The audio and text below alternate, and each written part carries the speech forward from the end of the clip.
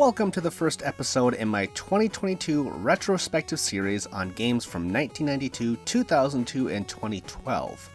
All 3 episodes for January will be premiering today, but I hope that future episodes will be sprinkled throughout the following weeks and each successive month. But first, some NES classics. All of these games were released sometime in January 1992 in North America, but there are no exact dates that I could find. That's typical from this era. Anyway, let's take a look at some NES games, beginning with Bucky O Hare. It is an action platformer from Konami. It has a Mega Man style map wherein you can choose one of 4 planets to begin with, but there isn't any cool upgrades or power-ups waiting at the end.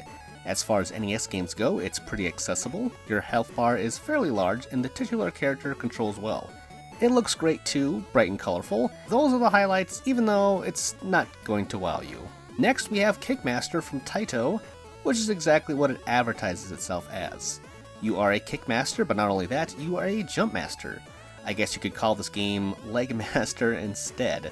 The natural jump in this game is huge, which creates some floaty physics. It's part RPG too, which is cool.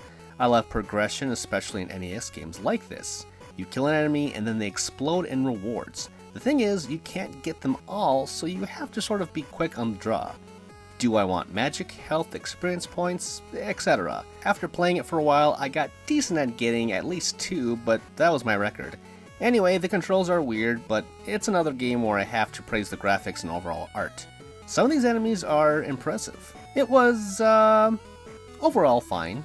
Let's move on to Monster in My Pocket, which is another action platformer from Konami.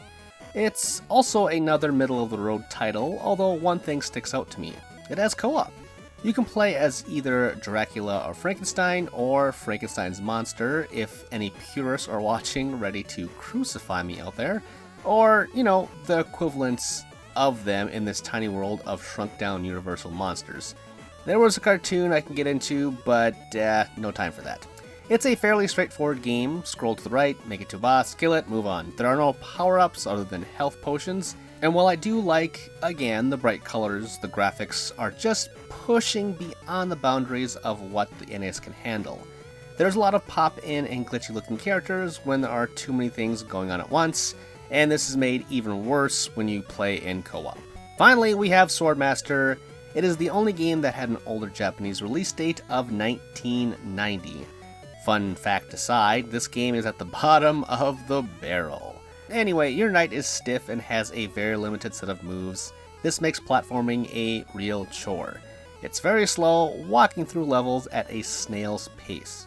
There are mini bosses sprinkled in between each level that force you to utilize your shield commands. I would applaud that mechanic if it weren't so difficult to predict enemy projectiles. Clunky, that's the word for this game. We are done, okay? So, what is my top pick? Except for Swordmaster, they all fall in the middle range for me, with Bucky O Hare being slightly above the pack. Check it out. And those were the NES games from January 1992. Did you like that video? If you did, please like, subscribe, and spread the good word of ReActionExaminer. If you want to read more of my stuff, you can find a plethora of my articles over at TheGamer and Game Rant. All of those links and more are in the show notes below. Thanks for watching!